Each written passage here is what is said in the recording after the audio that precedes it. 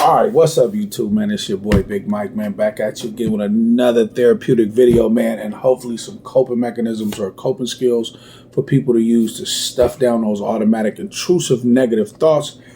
Today, we want to talk about panic stories, panic attacks. I work with clients, various clients, and one time I was working with a client who thought that her trigger was planes.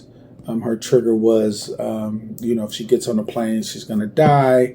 I had a client who thought every time her kids walked out of her house that they were going to die, the husband, those types of things.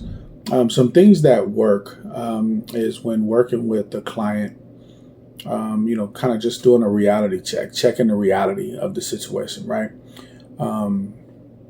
To jump to the end of one of the stories, I always like to challenge clients with, how many times has that happened? Right? And just kind of be quiet and kind of solution focused, right? That question, right? Let them kind of struggle with the answer. If you think that your children or your family members are going to die, and, she would sit and cry and cross her arms and pull her knees up to her chest and kind of just put her head down and just kind of cry for hours, thinking that her children were going to die, thinking that her husband was going to die and that they wouldn't make it back home. And that kind of just, took over her life. It just kind of arrested her ability to be productive as a wife, a mother, to clean the house. The home just kind of got out of control. The children were questioning whether their mom was crazy. The husband was telling everybody in the family, hey, something's wrong with my wife, man. She's crazy, man. I don't know what's going on. She's just losing it. Well, the husband's not a mental health professional. The children are not a mental health professional. And 9 times out of 10, the individuals that he's telling or they're telling these stories to are not mental health professionals. So they don't really know what to do with this, right? So one day I just asked the client, I said, what is your fear? Even though I knew, right? But I needed her to verbalize it. And so what is your fear? Well, my fear is that they're going to die and I just don't know what to do. I think they're going to die. They're not going to make it back. And I said, so is that what you think every time? Yeah. Well, how long has this been going on? And the family and her, their report is that this has been going on for 3 years now, right? She's lost her job. She's lost the ability to sleep because she can't sleep because she has anxiety thinking about the next day when she wakes up. The kids got to leave again. The husband has to leave again. And so every time they leave, she's thinking they're going to die. So when she lays down to go to sleep, she knows that, okay, this day is over. So I'm getting closer to waking up to the next day of them going to die again. And so over and over and over, it's a repetitive cycle, a dysfunctional cognitive distortions cycle, repeated cycle of creating her own narrative, right? And so I asked her and she said, well, yeah, they're going to die. I said, how long has this been happening? And every day you think this is the same thing. They're going to die. She's like, yeah, it's just, I don't know why. And da-da-da. So I said, so let's think about that for a minute. We're just kind of quiet. Right? So she can think about it. Then I asked, well, how many times has that happened? How many times have they died? And she's like, well, none. Oh, so they haven't died once? No. So then why do you think they're going to die every day? Like they haven't died once. So in your life, in your reality, they're dying, right? Why do you think that? I don't know. So you're creating your own reality. So the fact is they're not dying, and your reality is that they're gonna die, and they never die, right?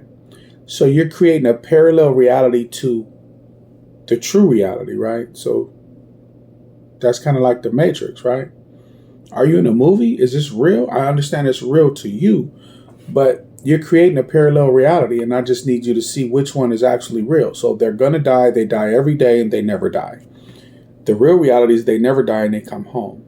So you're causing this. You're putting these thoughts into play. You're putting these thoughts into motion, and you're perseverating over these thoughts and ruminating. Right.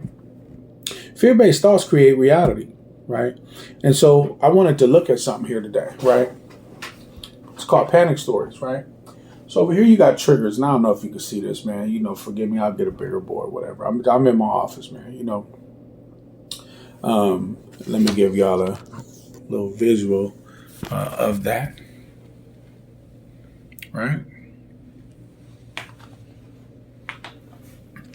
This is your boy's office. Sorry about that.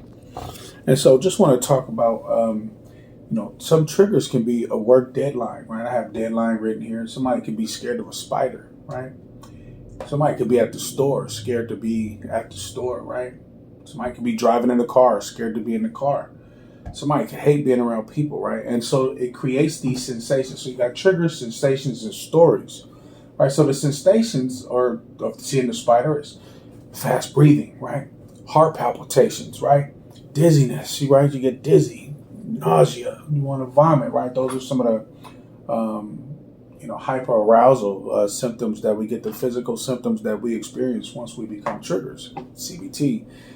Thoughts, the triggers of the thoughts create the emotions, right? Then you got the behaviors. So anyway, after the sensations come, so you see a spider, or you think you see a spider, and you just start thinking about spiders, and you get scared of spiders, right? And so then you get fast breathing, dizziness, right? And then the stories are catastrophic. Of course, the stories are catastrophic.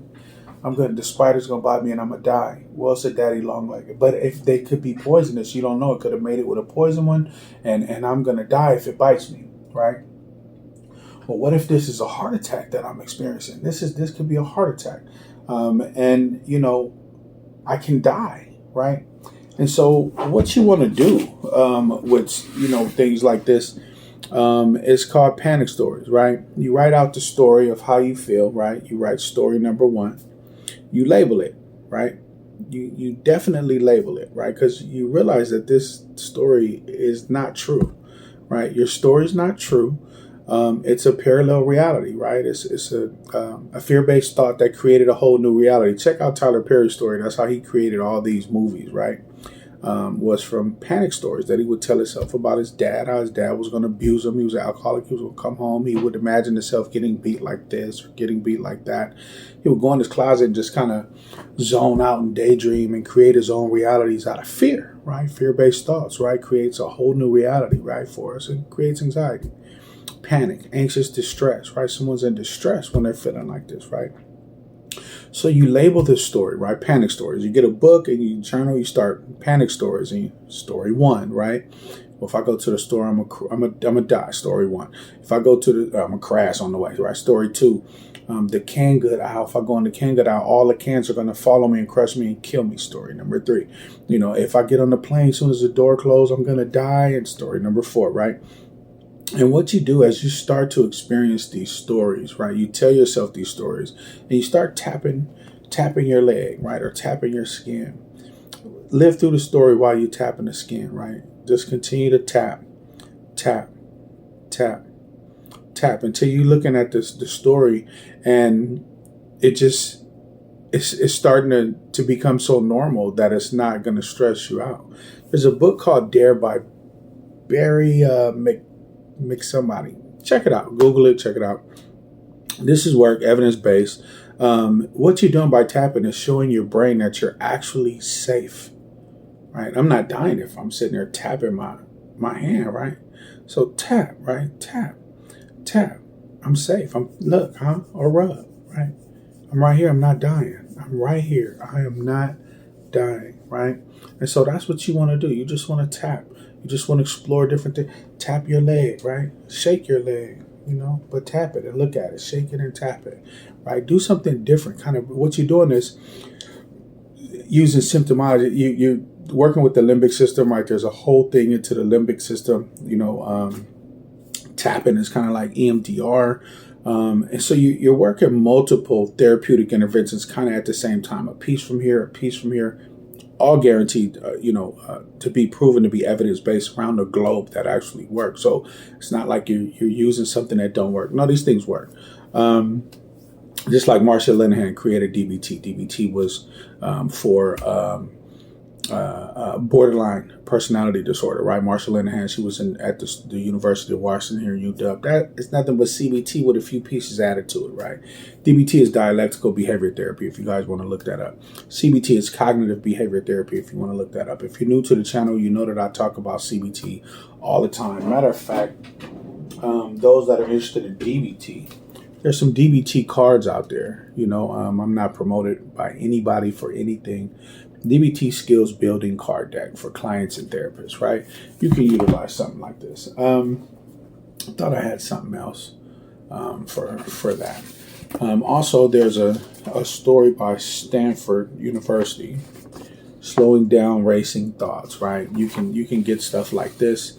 We will be going over what I consider one of the greatest therapeutic interventions out there, called the RAP plan. RAP is Wellness Recovery Action Plan. I will be making videos about that. Once again, my degree was in forensic psychology, so psychological evaluations for the court, a handbook for a handbook for mental health professionals and lawyers, right? So your boy's scope is all these things that we're talking about, right? So I just want everybody to find something that works for you. And this may not work for everybody. It may not. It may be plucking your gums, but it's something silly. Sorry, I'm not trying to make fun of anybody, but I mean, you literally can pull on your ear, tap your ear. You can think about the thoughts, emotions, behavior, and try to control them that way with CBT. There's lots of therapeutic interventions to use. With that, I just wanted to say, man, peace and blessings to everybody watching this channel. If you have a thought, put it down in the comments, please. I'm open to thoughts. This is a new channel. I want it to be community involved. I want you guys, tell me what works for you when you start to have a panic attack. We know there's thousands of coping mechanisms, thousands of coping skills to kind of work through some of this: yoga, meditation, breathing, breath work, grounding, and it just goes on. Art therapy, music, dance. I mean, there's so many things that you can do. You can pull from everywhere to be well. I just want everybody, if you got something out of this, if you feel like this video helped you in any way, please hit the like button, comment, subscribe, hit the bell notification so you can be notified when another video goes on. What I'm going to try to do is create multiple videos a day. If I can't do that, I can't guarantee that. I'm going to try to at least do one a day that I'm at work or that I'm at the office, I'll say. And if I don't, then please forgive me. I may just post something, a poll or something like that on. And if you want to see a video on something, put it in the comment below. I appreciate everybody for stopping by and watching the channel today. I thank you. Peace, blessings.